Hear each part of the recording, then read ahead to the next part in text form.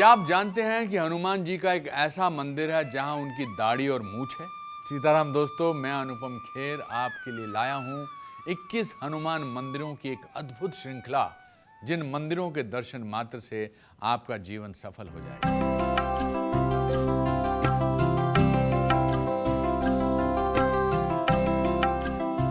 आज हम बात करेंगे राजस्थान में स्थित सालासर हनुमान मंदिर की, जहां की अखंड धुनी भक्तों के सब कष्टों का निवारण करती है।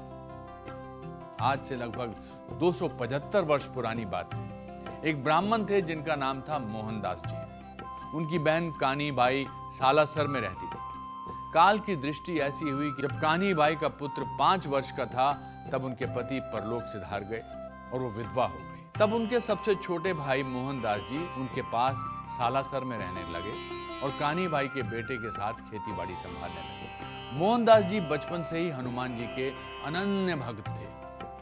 वो हल चलाते समय भी हमेशा सीताराम हनुमान गाते रहते थे। कहते हैं कि हनुमान जी मोहनदास जी की भक्ति और प्रेम से इतने प्रसन्न हुए थे कि वो अपनी पूंछ से उन्हें छाया दिया करते थे।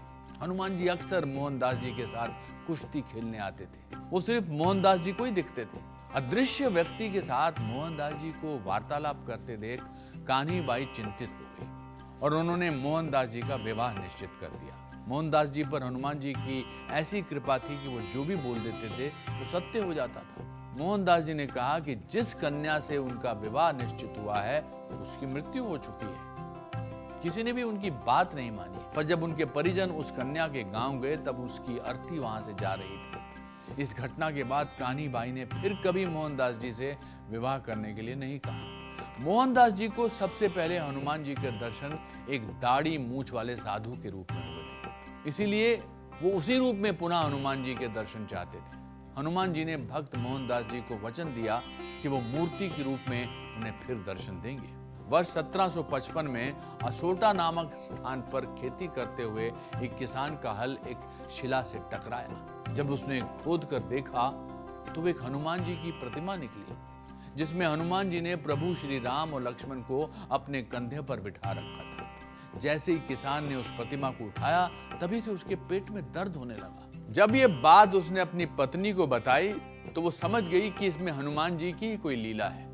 उसने तुरंत हनुमान जी की शिला को चूरमा का भोग लगाया और जैसे ही उसने भोग लगाया वैसे ही उसके पति के पेट का दर्द ठीक हो गया। जब ये बात आसोटा के राजा को ज्ञात हुई तो वो हनुमान जी की उस शिला को अपने महल में ले आया। उसी रात हनुमान जी उसके सपने में प्रकट हुए और उसे आदेश दिया कि उन्हें अपने परम भक्त मोहनदास जी के पास सालासर में ले चले। उसी रात हनुमान जी ने मोहनदास जी को भी स्वप्न में दर्शन दिए और उनसे कहा कि वो शीघ्र ही मूर्ति रूप में उन्हें दर्शन देंगे और उन्हें शिला के बारे में बताया। राजा ने शिला को बैलगाड़ी पर भेजा और वो बैलगाड़ी वर्तमान सालासर मंदिर के स्थान पर आकर रुक गई।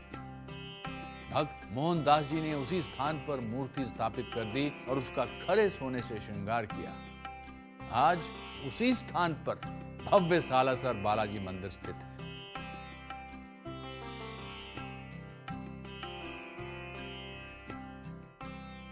शिष्य को सदा गुरु के चरणों में बैठ करके ज्ञान प्राप्त करना चाहिए। कोई भी ज्ञान की बात श्रवण करनी चाहिए, ये परंपरा है। जब द्वापर युग में भगवान श्री कृष्ण अर्जुन को गीता का उपदेश कर रहे थे तो अर्जुन तो भगवान के चरणों में बैठ करके गीता का ज्ञान श्रवण कर रहे थे।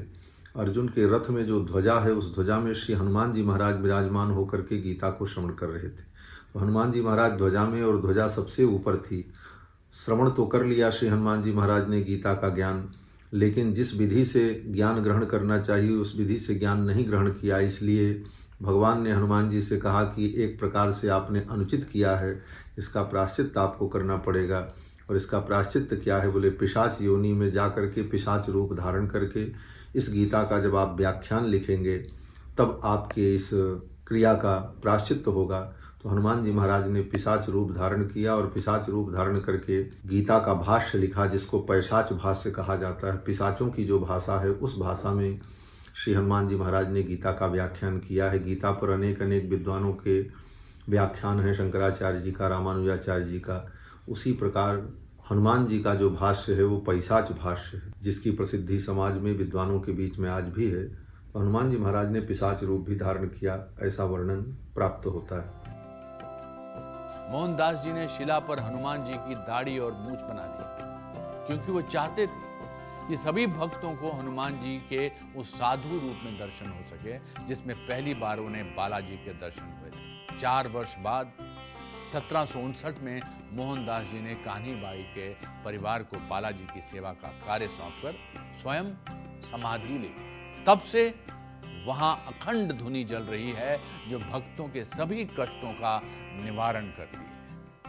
जय श्री राम। सीताराम जय सीताराम, सीताराम जय सीताराम, राधे श्याम जय राधे श्याम, राधे श्याम जय राधे श्याम, सीताराम जय सीताराम, सीताराम जय सीताराम। श्री सीतारामचंद्र भगवान